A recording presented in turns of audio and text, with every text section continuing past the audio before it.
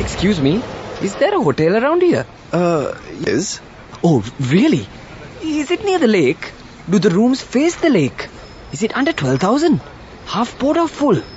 Does it have a pool? Huh? In the age of the mobile phone, nobody looks for hotels like this. So why do you still pay with cash when you have People's Pay mobile app from People's Bank? Scan the Lanka QR code and make your payments with People's Pay mobile payment app from People's Bank.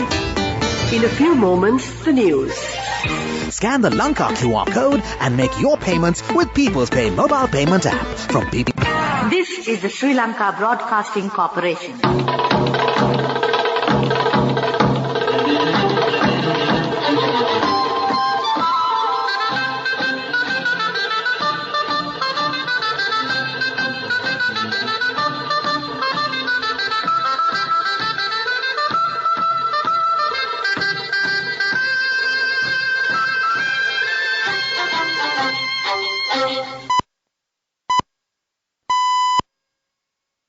(1:15 p.m.) This is the Sri Lanka Broadcasting Corporation. The news edited by Romesh Piris and read by Geethanjali Ramanayaka. The headlines. Sri Lanka launches Climate Prosperity Plan at COP27. A resolution on Sri Lanka presented to the UN General Assembly. The Supreme Court determines VAT Amendment Bill as a whole not inconsistent with the Constitution. A general amnesty declared for Triforce's absentees who are overseas. The government to recover loss of 16 billion rupees incurred from tax cut on imported sugar by the previous administration. Sri Lankan migrants in Vietnam will be repatriated soon. The National Dengue Control Unit says there is a rapid increase in the number of dengue patients in the last few weeks. International news, Russia orders troop withdrawal from Ukraine's Kherson. Sports cricket, Virat Kohli's Adelaide record could be bad news for England in T20 World Cup semi-final. News in detail. President Ranil Wickremesinghe launched his country's climate prosperity plan at the UN Climate Change Conference in Sharm el-Sheikh, together with Bangladesh, Ghana and Maldives, who are also preparing such plans aimed at emboldening growth despite an increasingly climate-insecure world.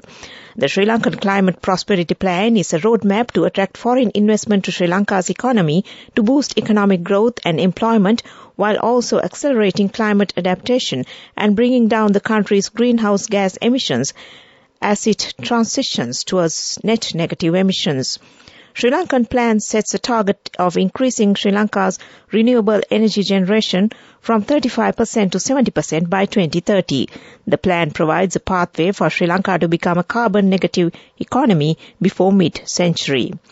Meanwhile, President Ranil Wickremesinghe, who attended the 27th conference of the parties to the UN Framework Convention on Climate Change in Sharm el-Sheikh, Egypt, returned to the island this morning.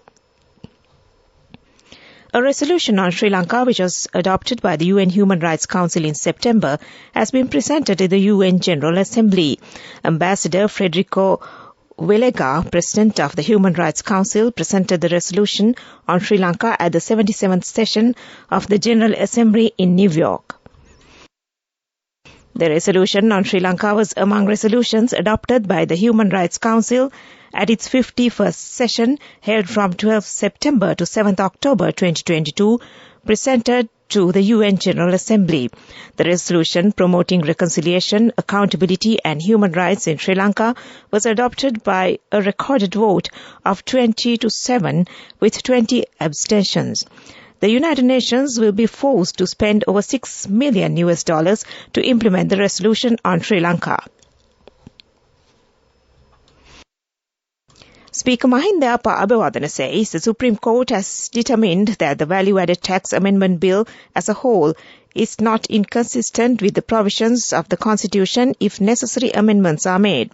He stated this conveying the Supreme Court's determination on the VAT Amendment Bill during the parliamentary session this morning. On an overall consideration of provisions of the bill, the Supreme Court is of the opinion that, subject to due amendments moved at the committee state of the Parliament as proposed by the Deputy Solicitor General, the bill as a whole is not inconsistent with the provisions of the Constitution. The bill to amend the VAT Act No. 14 of 2002 was passed in Committee on Public Finance on March 22, 2022. It has been prepared to implement the tax policy proposals mentioned in the Cabinet paper dated December 14, 2021. It proposes to increase the VAT on provision of financial services from 15% to 18%. This news broadcast comes to you from the Sri Lanka Broadcasting Corporation. Scan the Lanka QR code and make your payments with People's Pay mobile payment app from People's Bank.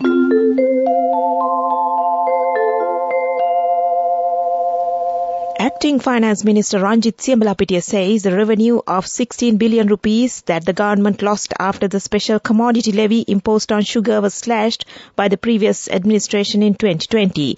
He made this remark in Parliament on Wednesday, presenting a document compiled by the Commissioner General of the Inland Revenue Department based on the report of the Auditor General. Acting Finance Minister Siambalapitiya explained that pursuant to the existing law, 24% of the aforementioned amount can be recovered from the relevant companies as income tax. The previous government reduced the special commodity levy on imported sugar from 50 rupees per kilogram to 25 rupees per kilogram for a period of 3 months effective from October 14, 2020, with the aim of controlling the increase in prices in the market. However, it is estimated that the government has lost an income an estimated 17.76 billion rupees as sugar importers profited from tax reduction without giving its benefits to the members of the public, acting minister added. Sri Lanka's Minister of Foreign Affairs said that it continues to monitor the progress of the passengers of Sri Lankan origin who were rescued and brought to the port of Vung Tau in Vietnam on 8th of November 2022. The Minister of Foreign Affairs informed the Sri Lanka Navy that they had received information about a vessel carrying approximately 303 persons believed to be Sri Lankans who were in distress in the waters between the Philippines and Vietnam on 7th November 2022. The Foreign Ministry, on the initiative of the Ministry of Foreign Affairs in coordination with the Sri Lanka Navy and the Sri Lanka missions in the Philippines, Singapore and Vietnam, together with the Regional Maritime Rescue Coordination Center based in Singapore.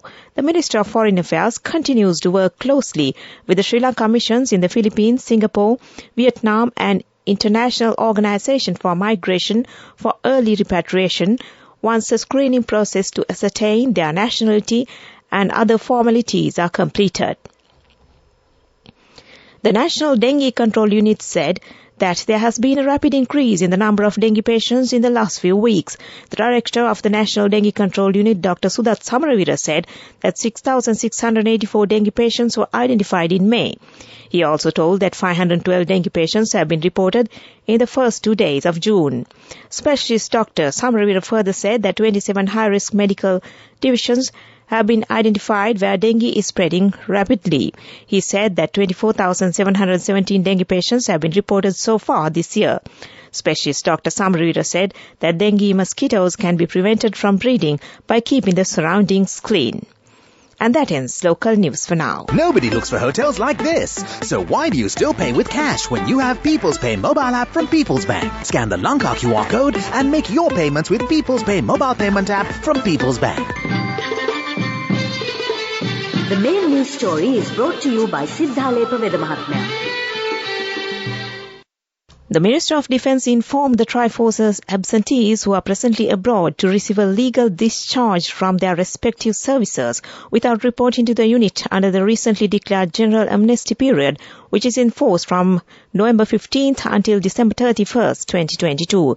Accordingly, the Defence Ministry said the Triforce's personnel who have been absent without leave on or before October 25th this year will be able to receive their discharge from military services. The Defence Ministry also mentioned Triforce's absentees will have to settle any due amount prior to discharge. Further, the Ministry emphasized that these persons shall not have pending investigations for disciplinary breaches except their absence without leave, and that was the main news story. The main news story was brought to you by Sidhalepa Vedamahatmya. Watch Life is brought to you by Tertiary and Vocational Education Commission. The Department of Examinations has extended the period of time granted to school and private applicants to submit applications for the General Information Technology examination. In a statement, the Department of Examinations announced that the new deadline to apply for the examination is in November. That's 25th of November. The relevant department further stated that only the students who studied in grade 12 in 2019, 2020, 2021 and 2022 can apply for the GIT examination this time. The Department of Examination said all applicants can submit their applications only through the principal of the school where they have studied, and applicants are not eligible to appear for the examination privately. Any inquiries regarding the matter can be made via contact numbers. Direct contact number 1911 or 0112-786-616 or 0112-784-537 or 0112-784-208. And that was Watchlight. Are you employed, self-employed or in business? Achieve career goals by gaining an NVQ certificate for full vocational qualifications with experience in your field through recognition of prior learning, RPL, or NVQ competency unit certificate through the flexible learning mode for a vocational competency unit. For further details, inquire the skills development officers, career guidance officers in your nearest divisional secretariat offices or the registered and accredited trade sector. Visit www.tvec.gov.lk for further information. This is World News, brought to you by courtesy of We give you the strength to rise higher and higher. Never step back, but always march forward. Empowering you to reach greater heights. People's Leasing, the trusted leader. World News headlines: Russia orders troop withdrawal from Ukraine's Kherson city. Biden says midterm vote was a good day for democracy. And nurses in the UK go on strike for first time in history.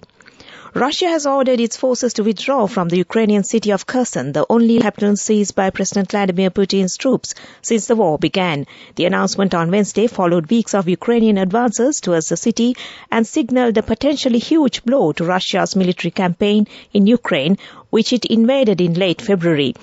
In televised comments, General Sergei Sorokin said it was no longer possible to keep Kherson city supplied. General Sorokin added that having comprehensively assessed the current situation, it is proposed to take up defense along the eastern bank of the Dnieper River. In its first speech since polls closed around the country Tuesday night, President Joe Biden called out detractors who he said doubted his incessant optimism about Democrats' ability to stave off resounding Republicans' win in the midterm elections, even as his presidency is now likely entering a new period of divided government. The results, he said during a press conference at the White House on Wednesday, are a sign American democracy is intact despite coming under threat over the past several years. President Biden said it was a good day for democracy. Tens of thousands of nurses in the United Kingdom will go on strike for the first time, demanding better pay as the cost of living soars. The Royal College of Nursing said on Wednesday nurses at most of the state-run National Health Service employers across the country have voted for the action. The RCN, which has more than 300,000 members, said industrial action would begin before the end of the year after the first vote on strike action in its 106-year-old history. The union is asking for a pay rise of 5% above inflation. Back to the headlines of the world news. Russia orders troop withdrawal from Ukraine's Kherson city. Biden says midterm vote was a good day for democracy, and nurses in the UK go on strike for first time in history. That ends world news. World News, brought to you by courtesy of Amidst all challenges, we will rally around you and advance. In the face of hardships, let's stand strong together. Empowering you to reach greater heights. People's Leasing, the trusted leader. On development news, Minister of Power and Energy Kanchana Wijesekara says that after 6 months of discussions, the officials of the Ceylon Electricity Board have finally mapped out a plan to accommodate more than 2,800 megawatts of renewable energy to the existing grid between 2022 and 2026. In a tweet, the minister said that he had a positive meeting with the CEB and the Senior Engineers Association pertaining to this earlier this week. The minister said that this will enable the CEB and the SEA to accommodate and accelerate many projects. Further, more than 170 projects of 226 which have obtained the provisional approvals, 48 projects that have the energy permits, identified large-scale projects, all tendered projects and higher rooftop solar capacity will be accommodated. And that was development news. Moving on to sports news, it's cricket. ICC Men's T20 World Cup second semi-final between India and England match will get underway in Adelaide at 1:30 p.m. local time. Cricket's biggest star, Virat Kohli, despite being the tournament's leading run scorer, is not the name on everyone's lips before Thursday's T20 World Cup semi-final against England. Instead, it's Suryakumar Yadav, the man they call Sky. Suryakumar has scored 225 runs in this tournament, 21 fewer than Kohli, but has done so at a staggering strike rate of 193.96. Short while ago, England won the toss and chose to field, and that was sports news. The fastest way to earn the highest interest, an interest rate of 22% in 4 months. NSB, the safest place for your money. Business News, sponsored by National Savings Bank, the safest place for your money. Ceylon Bank, the bank with heart, brought back the enigmatic character Uncle Albert from the memorable television commercial featuring Western Union's money transfer service to encourage increased remittances through official channels. Ceylon Bank is now bringing back the indelible character as the key motivator for Sri Lankans abroad and in the country to receive remittances through secure and official channels such as the Western Union. Ceylon Bank operates with a vision to offer the ultimate banking experience to its valued customers through cutting-edge technology, innovative products and best-in-class service. And that was Business News. Business News, sponsored by National Savings Bank, the safest place for your money. The fastest way to earn the highest interest, an interest rate of 22% in 4 months. NSB, the safest place for your money. On economic news, the Central Bank of Sri Lanka says that the Sri Lankan economy, which faced extreme headwinds and heightened uncertainties during the first half of 2022, has grown signs of stability in the second half of the year so far. In a report titled Recent Economic Developments Highlights of 2022 and Prospects for 2023, published by the CBSL on Wednesday this week, it revealed that the stability has been assisted by a myriad of multifaceted policy interventions undertaken to steer the economy to transition towards a path of stable and sustainable growth over the medium term. The CBSL pointed out further that the economy is expected to transit onto the path to recovery from the latter part of 2023 in consideration to the progress that has been made thus far in relation to the IMF EFF program. And that was economic news. Moving on to the weather report. The low-level atmospheric disturbance in the southeast of Sri Lanka has intensified into a low-pressure area. It is likely to develop further during the next 24 hours. Therefore, rainy conditions over most parts of the island will expect to enhance. Cloudy skies can be expected in the northern, north-central and eastern provinces. Showers or thundershowers will occur at times in the eastern, Nuwa, northern and north-central provinces and in the Matale district. Showers or thundershowers will occur elsewhere during the afternoon or night.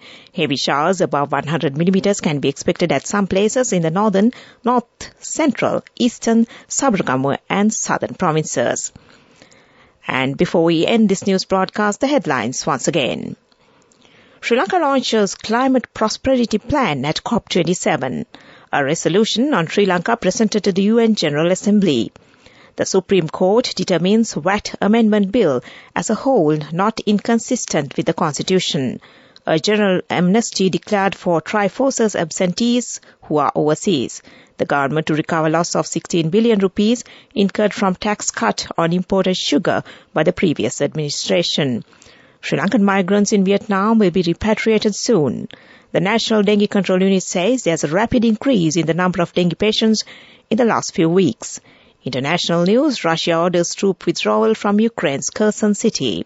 Sports cricket, Virat Kohli's Adelaide record could be bad news for England in the T20 World Cup semi-final. And with that, we end this news broadcast from the Sri Lanka Broadcasting Corporation.